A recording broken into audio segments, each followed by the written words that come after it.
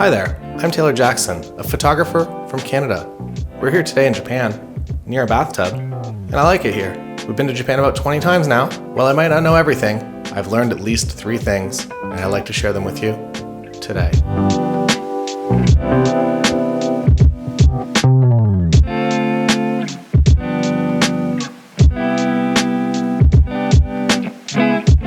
First, you're a guest in Japan, so be respectful and be a nice guest. Next, learn enough language to show that you're trying, and don't just immediately attack people and start your English at them. So that's not very nice. Remember, you're a guest. Yeah, Godzilla's in. The kids are running from Godzilla. Look at this. Wow. It's terrifying. Next up, get a roaming plan or a SIM card so you can just use your phone. Google Maps makes your life very easy here in Japan. Also, you can use it for translation. Translation app on the menu when you're talking to people.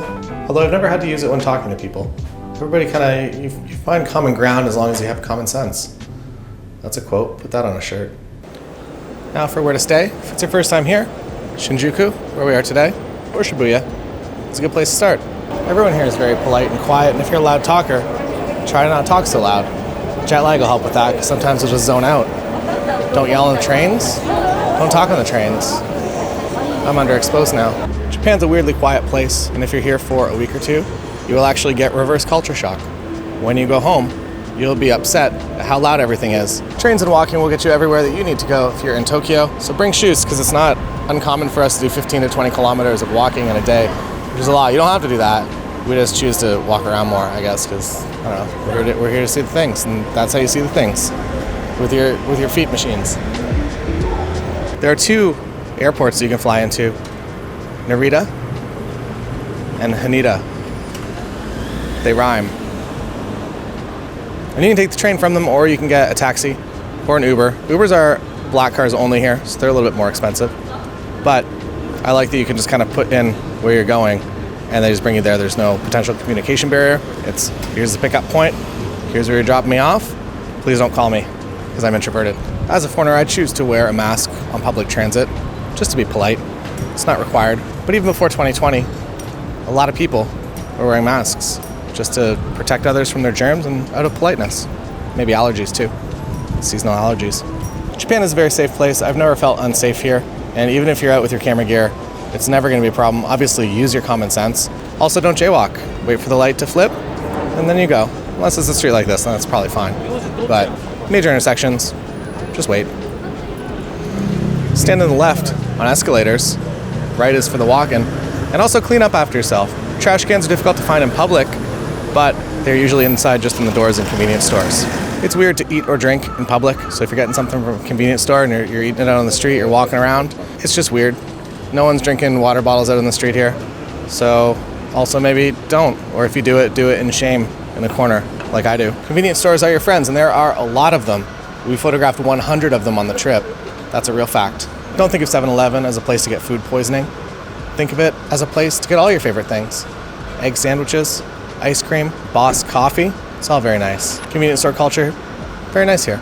Japan is more of a cash-based culture, but a lot of places will now accept credit cards. So if you're going in somewhere, make sure that they actually will accept your form of payment. Also just bring a lot more cash than you'd probably expect. Restaurants usually get a little less expensive the more floors you go up, so don't just look around like this, look around like this when you're looking for dinner. And most of the restaurants will have photos somewhere, and if they don't, use your Translate app and just point out what you want.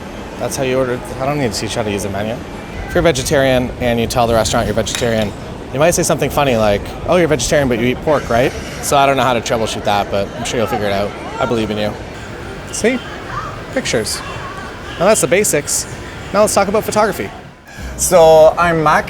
My handle online is TokyoLuv, and we are in Shinjuku, in one of my favorite alley. It's quite hidden, and we just walked through Kabukicho, right? And it was very crowded, even though it's a Monday. But I always like to come here to take photos because, as you can see, there's almost nobody, and I really like this spot too. This is crazy that there's no one here. Yeah. This is like the most photogenic alley in all of Shinjuku.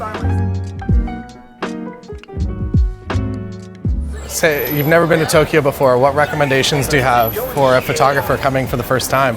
Well, I mean, it depends what kind of photo you want to to take. But like if you're like me and you want street photography, like just explore and don't be afraid to, you know, go in these tiny nooks and like tiny alleys because it's super safe. You know, worst case scenario, somebody's gonna say, "Oh, you're not supposed to be here."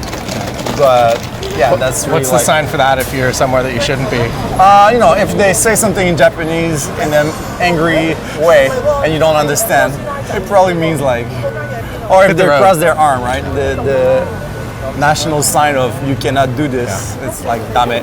You have to stop that. I heard something and I often repeated it. Tokyo is like a photographer's playground.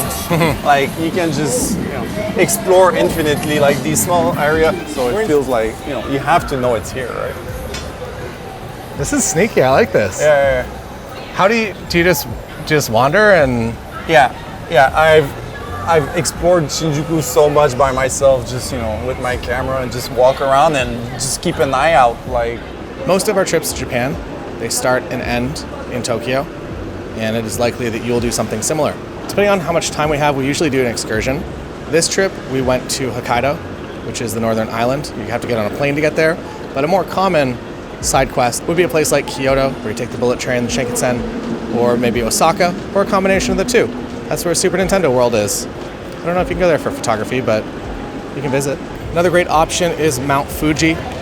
This pagoda is one of the most common spots. It's relatively easy to get to. You can run it as a day trip from Tokyo, or if you want to get both a sunset and a sunrise, you can stay over in the city. There are also a lot of really nice hotels around the lakes here, so if you do have a few days, I would recommend it. Google is your friend, and it's pretty easy to get anywhere in the country. And you could also drive if you want. Just make sure you bring an international driver's permit, but I wouldn't really say that that's required. The permit is, but driving is not. Other notable towns, this one here that Jason Vong and Vivian went to. You can go there. It looks really darn nice. I haven't been personally, but it is on my list to go next time we're here. So now let's focus on Tokyo and some of the spots that I was drawn to the most when I came here for the first time. These are also year-round spots. If you're fortunate enough to visit during cherry blossom season, which is typically the last week of March, I'm sure you can find a guide for that, but we're going to talk about locations that work all year round. Shibuya Crossing. Evening time, it gets busy. Blue hour, I would say, is the best time of day to go to this location.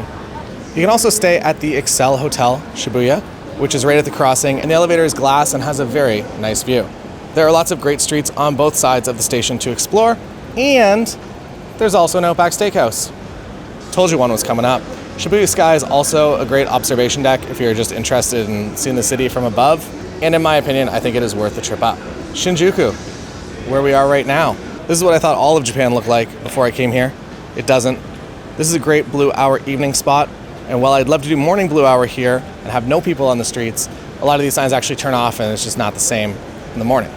Golden Gai is also a photographic location that you're probably going to be drawn to, but there are a number of no photography signs posted, and I suggest you abide by them when it's busy. Piss Alley has less no photography signs posted. It also probably has another name that's not so aggressive. If you're going there to do some photos, be respectful of the traffic flow, and if you're interested in taking photos of people and you're not introverted, maybe learn a few sentences in Japanese so you can actually ask people for their permission before taking their photo. My personal line of preference is that I'll do wider shots if it includes people, that's fine, but I'm not going to be doing any tight close-ups of shop owners. They're not going to like that, and if you get hit with this sign, I was trying to make an X, just move on, apologize, do a little bow, and go live your life somewhere else. Tokyo Tower. My favorite spot to see Tokyo Tower from is Mori Tower. You can go up there, again, I feel like everything's a blue hour location in the city, so make sure you come for a few days so you can get a few blue hours, or maybe morning blue hour, but you can only do evening blue hour if you want to go up Mori Tower. If you're a fan of the movie Lost in Translation, the Park Hyatt Tokyo is where most of that was filmed. It's a wonderful hotel. The pool is quite lovely, but it's becoming more and more expensive every single time we come back.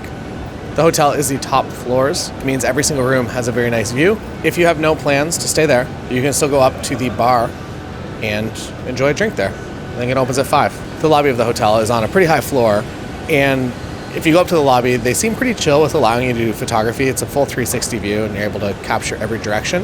If you go up there early in the morning, I feel like you're less in people's way, and we've never had any problems taking some pictures up there, and on a clear day, you can actually see all the way to Mount Fuji. Also, I didn't really mention much about hotels, but if you want something that is just a small basic room, the Appa hotels, they're all around Tokyo, are probably going to be the best budget-friendly hotels.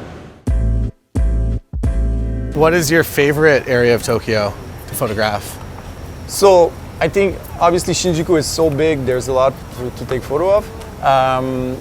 My personal favorite is Kichijoji.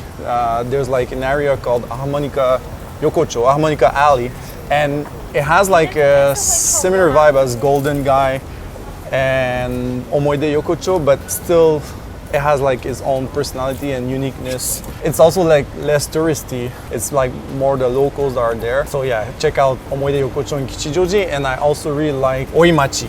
So also like lesser known area. Again, like very narrow streets. Some are like under the train track, so it has like cyberpunk, Blade Runner vibe. And yeah, also like around Ginza, there's like a whole row of izakaya under the train track. I haven't seen that. Yeah, I love that, you know, they're using all the space they have, so you often end up under train tracks. Now we are in Golden Guy, so I think there's like over 200 bars around here. And if you like look inside, you'll notice most places is like 6, 8 seats. So it's very intimate. So, No, I like that. Yeah, and obviously like amazing photography opportunity with all the different lights and color and all the lanterns and all the different texture. Like every facade is different. Like some are bricks, some are like tiles. And I like this aspect of Tokyo. Like it doesn't feel like, you know, the same cookie cutter build repeated, right, at every block. So Yeah. this bar, there used to be a stool here, and there was always a cat Just on the stool. on the stool. Like the bar changed ownership, Yeah. but the cat stayed Cat there. stays? Yeah.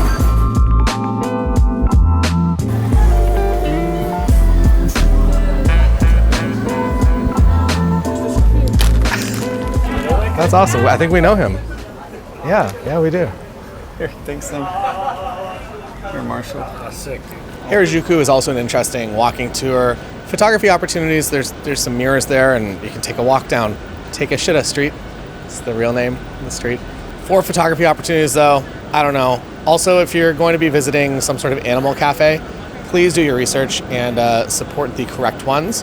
Akihabara is also worth a walking tour. If you're going for a walk, you're probably going to come across a few interesting compositions. In Akihabara, or anywhere, there's a number of them. Yodobashi Camera is a very fun time. In Akihabara, it is one of the larger ones we've been to. And it's very nice to be able to go in and just kind of touch any photography product you want, including all the tripods, every bag you've ever heard of, and some that you haven't. Asakusa is also an interesting place to go. It's a little bit more traditional in architecture. And while there's no kind of quintessential old town in Tokyo, this gets pretty close. There are also a number of shrines that you can visit all around the city. There are some that are worth the trip to go out and spend a few hours there, but you'll also just come across a number of them organically if you are walking around. There are a number of different skylines in Tokyo, so there's no official Tokyo skyline shot, but if you do want something that would be considered a skyline shot with water in the foreground, head on over to Odaiba. It's an island, and it's very nice. You can photograph the Rainbow Bridge, and you can see back into the city, even though you still are in the city. Tokyo is so big. Team Lab is an art installation that's also worth a trip if you want to see some lights and get your feet in some water and see some orchids descending upon you also. Drones are forbidden here, so you can't bring your drone. You can't fly it in the city for sure. But what you can do, if you have the money, you can go on a helicopter tour. We tried twice, and both times we've been weathered out, but one day we will get to fly in the skies of Tokyo. First time coming to Japan, what are a few key phrases that people should know, or words? Sure. Well, obviously, like, if you can say thank you, people will appreciate a lot. And people might think they already know that because it's arigato. We hear that often. But if you could learn, like, the second part of it, which is gozaimasu, like, look it up, arigato gozaimasu, you'll hear people, that's what they say all the time. The other, like, super useful phrase would just be, like, please, which is onegai shimasu. Onegai shimasu. And so, then I guess the last word you would need to learn is this, which is kore. So if you can say kore onegai shimasu, you'll be able to order stuff by pointing at it. And that got me like through a lot of stuff, like for the first few months I was here for sure. If you're trying to learn like these sentences, people will appreciate a lot. And then if they speak English, like they'll switch pretty quickly in English for you. And yeah, they'll just be super grateful that you did at least the effort of, you know, try, just not going like this please and thank you, you know. I think it goes a long way, yeah. I think we're good. I think we do like to put money and time back into research.